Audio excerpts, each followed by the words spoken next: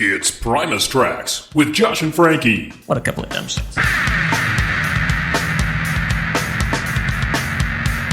Hello, Primates, Primus fans, old and new. You found Primus Tracks. Congratulations. At Primus Tracks on Twitter and Instagram. I am Josh, and right over there is Frankie. Hi, Frankie. Hey, Josh. Hey, it's good to have you back, Frankie. I was going to say that you've been wavering, but I don't think anything could shake your confidence in your love of Primus. No, absolutely not. Before we get into it, we have a 5-star review from Apple Podcast. Drop us a 5-star review on Apple Podcast, and we will read it on the air, even if it's hurtful. This one is titled, This is a Must for Primus Fans, by Zand J. Dozer, I believe, or it's Z and J Dozer, maybe. I don't know if this is two people with names starting with Z and J who have some kind of earth-moving service. I don't know, but we'll go with Zand Dozer. And this person says, these guys really have a vast knowledge of live shows as well as gear used in the backgrounds and the history of the music. It's refreshing to learn about these amazing songs and at the same time feel the gents discussing. Really appreciate this from a fan perspective as well. Highly recommended for any true fans out and about. Well, thank you, sir. Thank you so much. That's really kind. Let's keep those rolling in, guys. Drop a 5-star review on Apple Podcast, and you will be an official member of the Primus Tracks Punch Bowl, which, as you may recall, has open swimming hours from 7 to 9 and an open bar. Well, it's a good thing we're by the pool because today's track, we are setting out on this dark May evening to discuss John the Fisherman, and I'm putting this in air quotes, the single from Frizzle Fry, because I believe it's what drove some college radio play and really got some Primus, some early pub outside the Bay Area as they were coming up. Wow. It's such a huge song to discuss and to cover. Where do we even begin? We can trace the song live back all the way to 1987. Of course, as you know, speaking about early Primus shows, it's really hard to pin down specific dates or places because we're talking about a period of the band's live history that is not it's not documented at all.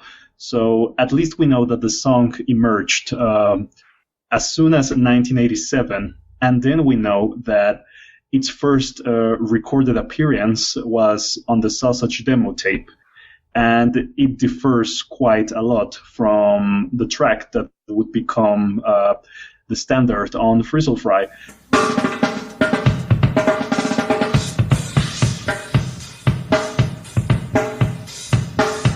I think one of the main reasons that you can tell the two versions apart immediately is by the drum intro. Jay's approach to the track in the Sausage demo is radically different to Tim Alexander's approach for the Frizzle Fry version.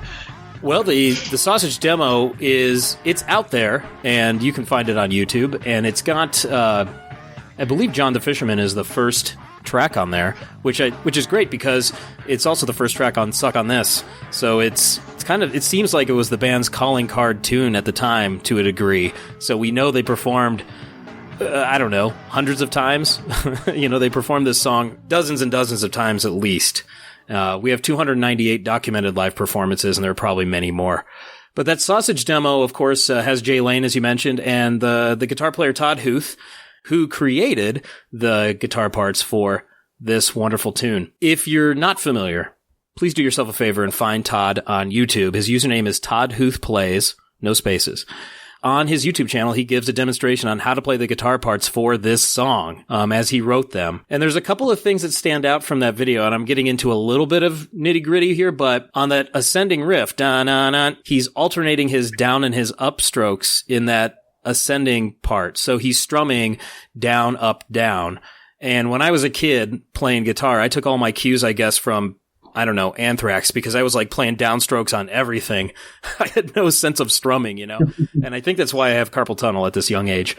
I think you and I were both expecting John the Fisherman to be played at the Sausage New Year's Eve. It was pretty unexpected to have Tommy the Cat instead. Yeah, I figured it would be one of them because it's on that demo and these guys jammed the hell out of this song back in the 80s. You know what else happens in this song that our recent I'm going to say that again. What else happens in this tune? Our good old friend Luis Ortega was telling us last time. There are some tritones that make an appearance right away. So there's that flatted fifth. In that ascending riff, Todd goes between power chords or fifths and flatted fifths. And he explains it better than anybody could because it's his tune. But it just shows that there's a method to that guitar part. And it partly, when you're listening closely, that guitar part partly follows what Les Claypool's doing on bass, but it also fills in on the top and around it at varying points with the different elements of Todd's riffing. Those, as you said, these two versions are vastly different, but the structure's there. And we've talked about that a lot. Jay and Todd had that structure, but then Tim puts his straight ahead stamp on it and Larry does Larry things with it. That's the perfect way to describe it. Absolutely. And we were talking just before we pressed record, that bridge in the tune has those stop-start elements to it, which gives some really nice drum fill opportunities, and that's where Tim and Jay are definitely different. I absolutely agree. That feel Tim Alexander does around the 2-minute mark. It's not precisely 2 minutes, but it's around there. All of our listeners are aware of the feel I'm talking about.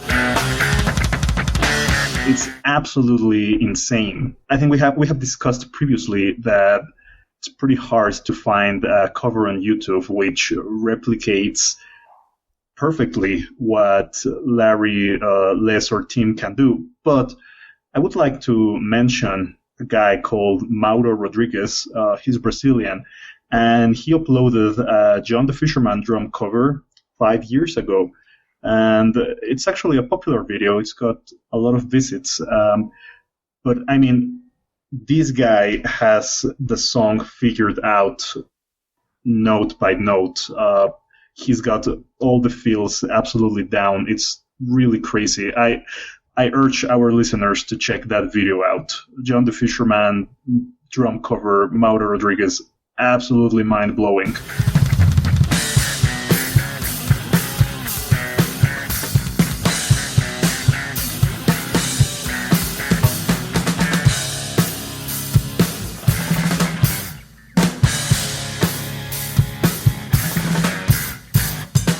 Speaking of Brazil, which we haven't gotten a chance to talk about here on a Primus podcast, I wonder why. You mentioned this drummer. There's also a Brazilian band named Mega Rex who recorded a pretty compelling cover of John the Fisherman. As they sing in Portuguese, the title is not John the Fisherman, but Uau o Pescador. That's my bad Portuguese. But so, we just talked to Luis Ortega last episode, and he's in a Primus tribute band, and of course they play it straight. That's what a tribute band does. And there's a few other Primus tribute bands out there we're familiar with, and they stick to the material because that's what you do when you're paying tribute. However, I have not heard too many inventive Primus covers. When we got to this track, I was reminded of the Mega Rex track. I'll drop some audio in. It is a fascinating arrangement of the tune. It pretty much follows it, but the instrumentation is quite interesting.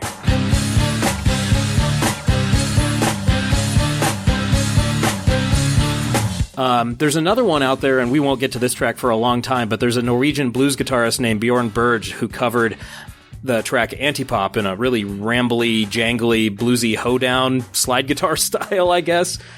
But like I said, we'll get to that in about 3 years. But this Mega Rex version is pretty interesting, and it makes me wonder what other intriguing covers are out there. And I'm not talking about, somebody just mimicking the bass line on YouTube. I mean, like a band that did an arrangement. I swear, and I put this out there somewhere, I swear, many years ago on the old Primus bulletin board, that a fan who was also a musician shared his brass band arrangement or maybe a big band arrangement of John the Fisherman. That's probably long gone because I did a lot of searching and I couldn't find it anywhere. But I swear that was something I didn't dream. So if I can find it, or if you're the person that did that and you're listening, please hit us up. I'd love to hear that again. I have something pretty unusual.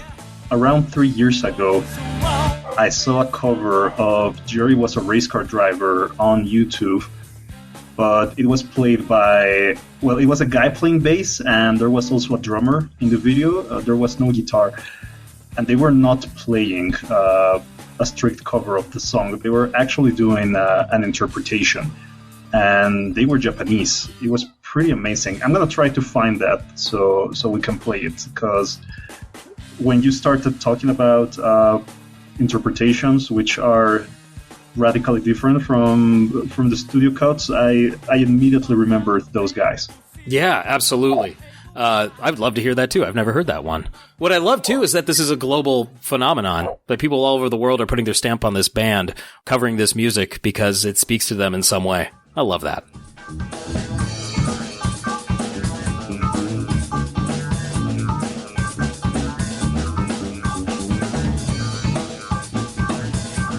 Live versions. Okay.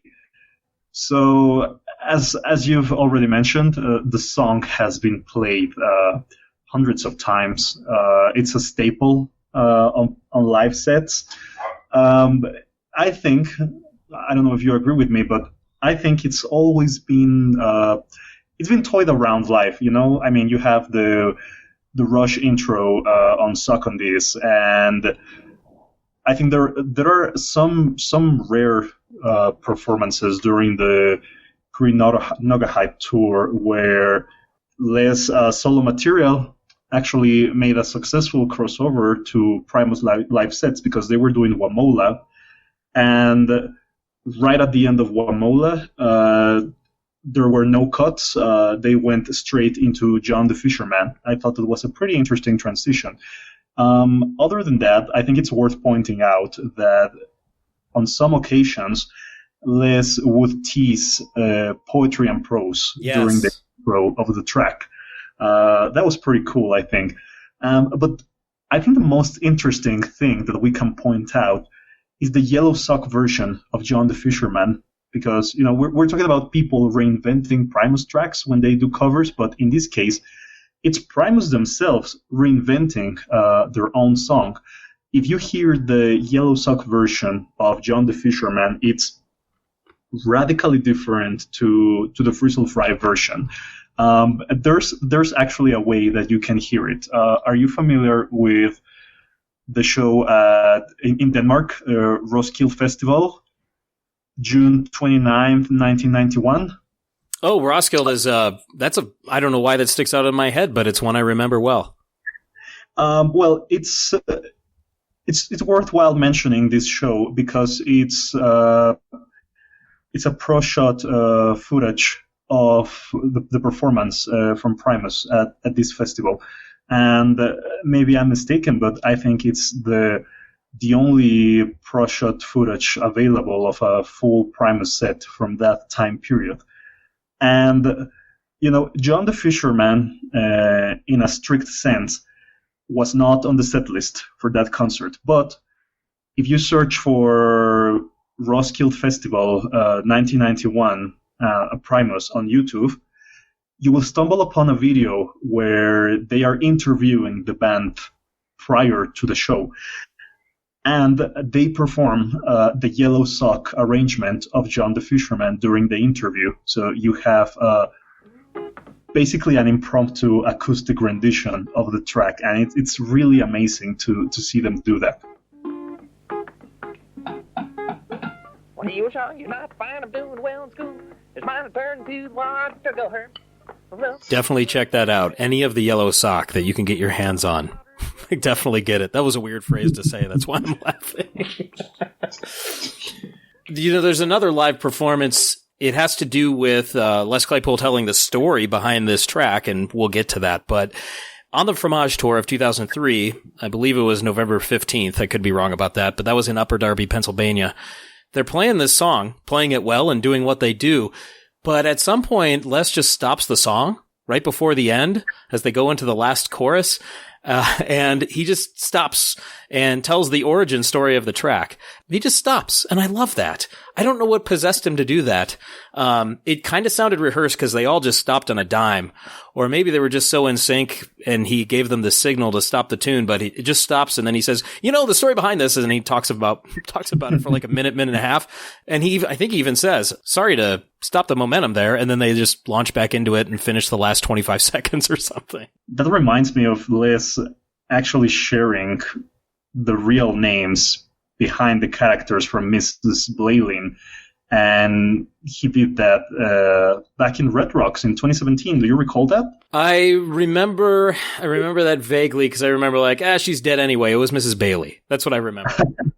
Well, he finished the song, and then he said that he was using the real names from the people mentioned in the song, because apparently it's also another track based on real events, just like John the Fisherman. My understanding is that Les Claypool pulled this from a news story that he saw, and he heard the audio of this fisherman whose boat was actually sinking, and he heard maybe the 911 call, or at least the Mayday call probably that was over the radio, and he heard the guy saying, "Oh my God, we're going down." And so those those words he lifted verbatim and put them into this tune, and I guess he built this out backwards then to try to build this character around this guy who dies at sea, doing what he loves, or at least doing his job.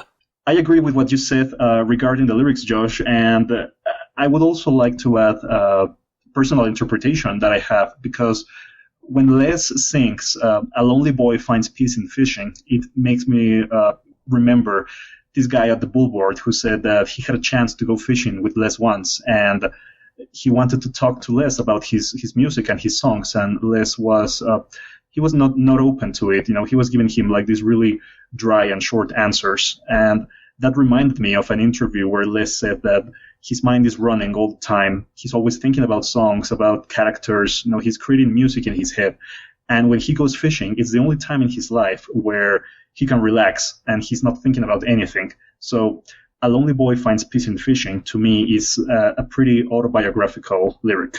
I think you're onto something there. I remember thinking something similar many years ago, knowing, once I got to know this band and knowing that this guy's an avid fisherman and it's one of his favorite hobbies. So that, I think it tracks. It stands to reason. And fishing is that escape for a lot of people. So for a guy who's in the public eye and under pressure to, crank out tunes and go gigging all the time, I could definitely see it as his getaway or as his escape. This is a guy who writes lyrics about what he knows, and as we have talked about before, he knows himself. So he's telling these stories, and I think there is a little bit of that slipping in as he's building out this character of John the Fisherman based on the "oh my God, we're going down" aspect of it, because he knows what it's like to be a fisherman, and that's what he does with his spare time. To get a little technical, the meter to the lyrics itself is really interesting, and it kind of goes with the drum beat a little bit, so it is a little bit of sing-songiness that we've seen before, but it's really interesting is that bup, bup, bup, bup, that little bup that just following those staccato notes, bup, bup, bup, bup, bup, bup, bup, with the drums. So he's telling this story, but he's going in this interesting meter that goes with the drums that it's kind of hypnotic in a way, and it's a fun story to listen to, although it has a tragic ending, but, a lot of them do. It's true. A lot of sensory detail, too. Like, I feel like every time that we're talking about the lyrics, I feel like I'm grading a paper, but he's really showing a lot of sensory detail and attention to that to really paint the pictures in our imagination. And what's really great is his lyrics really come to life in the music video, and I know you wanted to talk about the video. So there's a fair amount of information and anecdotal trivia about the video. Les couldn't find a director that he liked for this song. The ideas that they were being put forward were, pretty boring, very run of the mill music video for the time. Just have the band playing with some silhouettes in the background. And, Les always had a vision for these songs. He's always been pretty adamant that Primus has a very strong visual element. So, of course, he had a story in his mind. He had a vision full of characters, and he was pretty sure that he wanted animation for this track. It was not until they saw what Mark Core had done for Buck Naked and the Bare Bottom Boys that Les knew that he was the guy. Mark Core was the guy for the video as soon as they finished watching his work with that band. So Mark Core comes in, he meets the band, and then they set up the storyboard for the video. So basically, you have a video that tells you, that translates the lyrics word by word with visuals. You even have like this really hilarious puppet of the mother in the kitchen telling John about his possible fate if he continues behaving the way that he is. And you have this really cool animation, which Les described as done pretty cheaply. He said that whatever budget bands had to do things, Primus had only a fraction of that budget. I mean, if you take into consideration that he says this was a pretty cheap video to make, it's one of the all-time classic Primus videos. I think it's a fan favorite for a lot of people. If you pay attention to the boat scene, there are quite a few people there making a cameo. You have Kirk Hammett lying on the floor. They go way back to the high school years. Yeah. So it's not a surprise that he agreed to be on the video.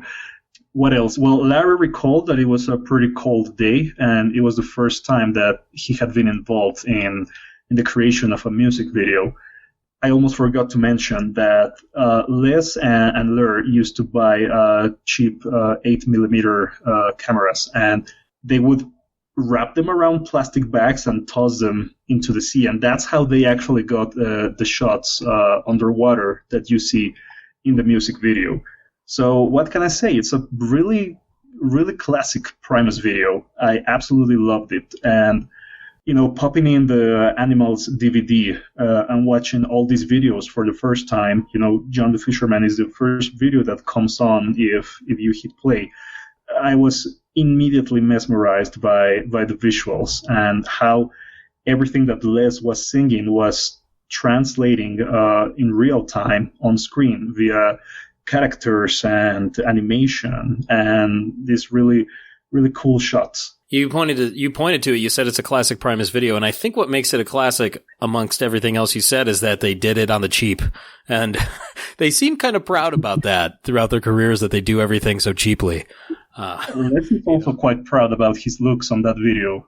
If you watch the Animals DVD with commentary, when that video comes on, it's really hilarious because Les says, "Oh, look at me, back in the day, young and hot." It's been some time since I've watched the commentary tracks on that DVD. I got to pop that back in. Great, that's a great anecdote. Thank you for that, Frankie.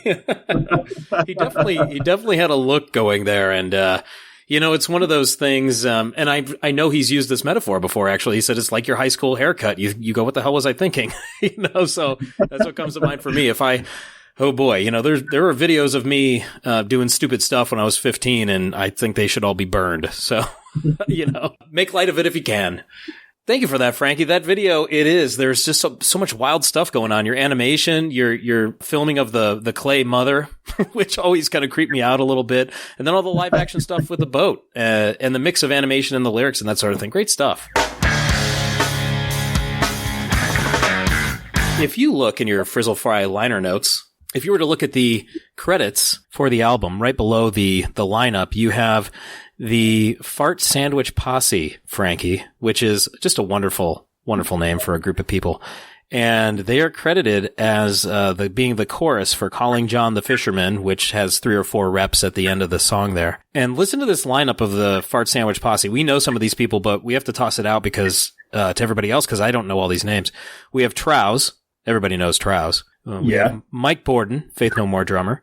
We have Clem Donahue. Any idea of that person? No clue. Not a name I know either. We also have Deanne Franklin. Weirdly enough, I did not do a Google search for Clem Donahue because I was kind of scared of what would come up. But I did search for Deanne Franklin, and there's a Deanne Franklin out there who's a sound mixer. Could be her. And we also have Brain and Peter Libby, right? We have Peter Libby credited as Flapjacks, who was a drummer at one point for Primus, correct? That's right. He's part of the Primus drummer history. And I think it's worth pointing out why they are called the Fart Sandwich Posse. And yes, I'll let you tell that story. That goes back to a joke that Les used to call on people. It was called the Fart Sandwich. And you can read all about it in the Electric Grapevine book. And there was actually a pretty wild anecdote where they upped the fart sandwich thing. They really turned it into something almost evil, and they pulled a prank on Tim Alexander. Oh, right, yeah. If this is not the best glowing endorsement for that Over the Electric Grapevine book, I don't know what is. If you'd like to unlock the mystery of the Fart Sandwich Posse, please go buy Greg Prato's book right now. I actually want to keep that a secret. Unless you've read the book, you probably don't know what the fart sandwich is. But yeah, please read the book so you can discover this amazing piece of trivia. And I think it's worth. We forgot to point something out, Josh. Oh no! When they play the song live, there's a moment where Les sings a cappella. Yes, before, I did want to talk about the that. track. Go for it. Yeah. Thank you for bringing that up. That's on my notes, and I hadn't gotten to that yet, or I might have glossed over it. But that is probably the one variation that they do live that's stuck as far as this track goes. And it's quite theatrical. I think it's quite compelling when he does it. But it does make it theatrical because he doesn't have to sing over the music or yell over the music. They can just stop, and then he can kind of just mumble "I'll live and die a fisherman." It's kind of, it does lend that gravitas to it, and then they speed towards, not speed, but then they have that thunderous ending right after that, which is fantastic. You also mentioned the poetry and prose bass line. I wanted to go back to that. Did that, and maybe you can help me, did that mostly start in the Brain era, or were they doing that beforehand? I seem to recall they were doing it around the Brain era, and you can actually watch Les do it in the pro-shot footage of a Rock Palast performance they did in Germany. Oh yes, that is a classic show too. There's some good footage in that one. I'm going to bring that one up, especially when we get to Tommy the Cat. That performance definitely has that in there, and I can see it in my mind's eye right now. But by talking about Brain, I do want to give him special props, because for this track especially, he rocks the hell out of this one, because he's a groovy drummer, and he really takes it back to that Jay Lane funky groove thing. This track definitely made it onto a lot of live performances in 97, 98, 99. Brain really turned the track around. His drumming is absolutely spectacular on that song. And, the poetry and prose tease thing made its way onto Tour de Fromage and Hallucinogenetics. There are several performances of the track where you can hear Les do it. But also, it's worth pointing out that, we agreed that it's not a song that they change a lot.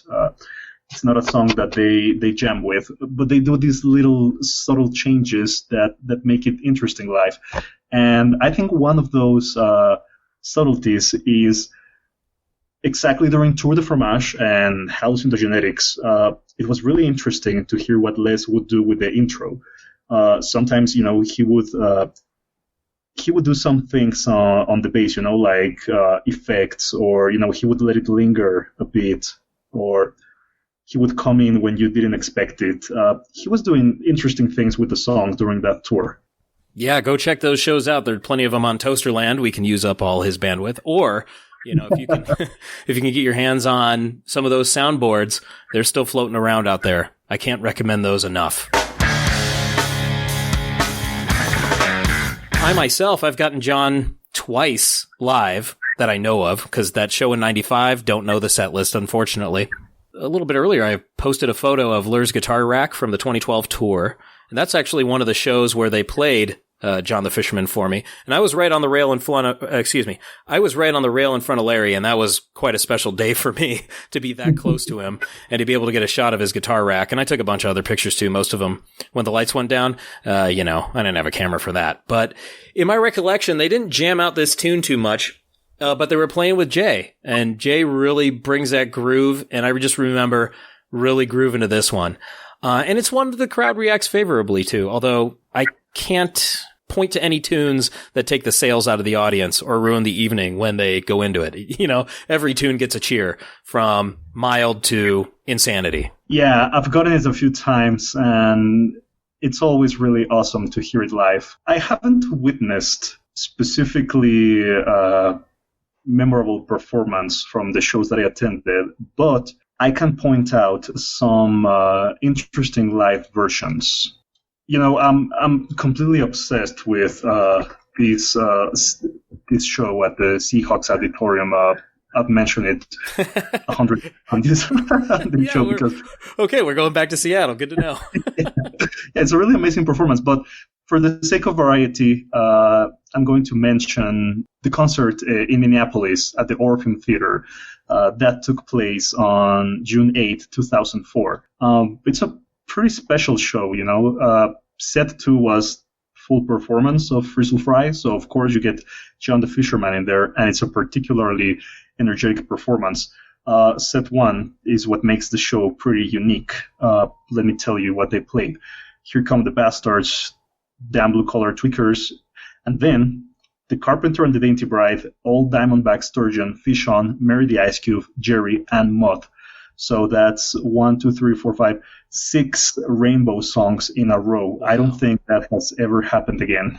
Wow, yeah, that's a great spread right there. And there's also this really crazy performance of the track. I don't know if you've heard it. It's also from Tour de Fromage. They're playing Pudding Time, but Les goes into John the Fisherman. Oh, yes, I remember this. Yeah, and then they go back to Pudding Time, and then Les goes back to John the Fisherman. He must have been driving Lur and Tim crazy on that show. They have been known, and they did that pretty early on in the early 90s, that they would kind of chop up their tunes into medleys that way and go back and forth between, like you said, Pudding Time John, Pudding John, Pudding John. And yeah, and I don't know if they planned that or if Les just said, okay, I'm going to throw a curveball at you guys, follow along. But you're right. I think if they weren't expecting it, it must have drove them nuts. But it is a fun way to mix things up if you're playing the same 15 songs night after night that early in your career when you only have so many to choose from anyway. So those are good. If you can find those are fun medleys, and they really, in live too, when they do that sort of thing, it's so jarring, but so fun. You brought up these live performances, and not long ago on some social media, somebody posted an older video of Primus performing in Chile to, I don't know, like 10,000 people, which it was a big old soccer stadium, I think, full of people. And they were doing the intro to John the Fisherman. And when that first riff hits, the bouncing started, in the crowd, and just huge amount of people bouncing up and down as this tune kicks in. It just reminded me, I really learned about South American rock and metal crowds, by watching Iron Maiden documentaries and live footage. Like, those folks get it. Like, and I know that it has to do with the power of Iron Maiden and the power of Primus, but there's also that scarcity. Those bands don't show up in South America all that often. But so the fans, they bring it every single time. And so it's really fun to see thousands of people bouncing up and down to a Primus tune. That was really cool to see. I could watch that. Yeah, absolutely. I could watch that all day long. Side note, I spent a week in Chile a few years ago. Can't remember the year now, but I was only there for about a week, but I counted at least 65 Iron Maiden t-shirts on people as I was walking around Santiago. And the second place band shirt that I saw was AC/DC, and I saw 2 of them. So Iron Maiden definitely has a market cornered, I think, there in Chile. There was one Primus shirt, but I was wearing it, so I don't think that counts. Yeah, Primus has a long-standing relationship with Chile. Back in 2017, they played 3 shows in a row at the same venue, and then they announced a 4th date at another venue where they would play Frizzle Fry in its entirety as a gift for the fans. That sold out the 3 concerts. I mean, how often does that happen during a Primus tour? It's absolutely amazing. And then the last year, when they did the South American portion of the Saturating 7 tour, I was at the concert in Guadalajara and then at the concert in Mexico, at Mexico City. And, the crowds were very intense, hell of a lot wilder than what I got in Denver or in Los Angeles. But then when I looked at the footage of the band playing in Chile, oh my God, absolute insanity. Yeah, that has to fire them up too. I'm sure that they get a charge out of seeing the the crowd just going wild like that. I really did. I wanted to see we're going off on this Chile tangent, but I really did want to see a show while I was down there. It's just nobody was in town that I knew, at least. So one of these days I'll go to see one of my favorite bands in South America and just get obliterated, and it'll be wonderful. This track, this John the Fisherman, this is a track that when I talk to people who are older than me, say 40s and 50s, and I mention Primus, they say, oh yeah, sure, John the Fisherman, I want to be a fisherman. And they do that. And they're like, yeah, Guitar Hero, sure. And they'll sing the song a little bit. So, with the Guitar Hero exposure, but also that college radio exposure that they got in 1990 with this tune, like it's clear that it got to people and they heard it because, Les Claypool has said this album, Frizzle Fry, on little old Caroline Records sold 80,000 copies. That's pretty darn good. But this tune itself, this track itself, it's a compact showcase of the complexities of Primus that Luis and others have shared with us. And, looking at Todd's video, you get to see those little things. And to outsiders, it might just sound like noise, but we, Frankie, you and I were really getting into what makes these tracks so intricate, but also so fun. I think we're seeing why this band has been regarded as a musician's band for many years. Absolutely. John the Fisherman is a prime example of how intricate a Primus song can be. But before I talk about my personal connection with the track, I had to go on a small tangent because you brought up Guitar Hero. That instantly reminded me of the Guitar Hero episode on South Park where they start playing the song at a restaurant, on the guitar, but the controller version, and some guy in the back turns and he recognizes the song and he says, "Oh my God, I love that song," and the people start cheering. And I don't know if you were aware of this, but there was a very brief period of time where the official Primus website turned to ilovethatsong.com. I was not aware of this, or it's gone from my memory. I don't remember that at all. We're going to have to get into the Internet Wayback Machine and see when that was. So I'm going to head over to archive.org right now. I think in every single Primus track, there's a particular instrument that you can choose to focus on, because in each track, somebody shines more or differently than the other two players. There are tracks where you just can't stop focusing on Les. There are tracks where Lur steals the show, but on John the Fisherman, what I'm always jamming to and what I'm always paying attention to are the drums. Yeah, I think it's one of the most stellar drum performances from Team Alexander. We've praised Team on Mr. Know-It-All, but I think on John the Fisherman, he also knocked it out of the park completely. First of all, the intro, it's absolutely amazing, and then the feels, the way that he peppers the song with all these little details, and then the way that he translates all of those details live. I think there isn't a single John the Fisherman performance with Tim that is identical to another. He's always changing things up a bit, whether it's the intro or the feels, but it's always fascinating to hear Tim doing that song live.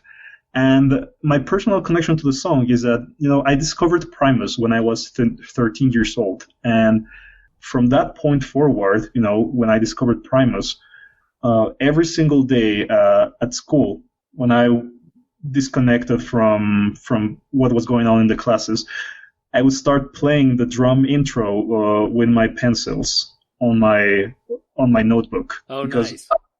Because that drum intro was completely stuck in my head. It was the most memorable drum intro I had ever heard until that moment. So I couldn't stop playing it. And then when you build it in with that wonderfully distorted bass and getting thrown around with the tremolo, and then the guitar comes in, you're in Primus heaven at that point. Yeah, you got an absolute Primus classic. Absolutely. Reel it in, John the Fisherman, because you've been tracked. Next time, Frankie, we get to go to the island of misfit toys. I hope you brought your passport. I've got mine right there. Thanks again, everybody, for listening. Primus Tracks having a good time over here. At Primus Tracks on Instagram and Twitter. Don't forget to leave a 5-star review on Apple Podcast, and we would love to read it on the air. And check us out on Instagram for sure, because I'm throwing down some images and some questions.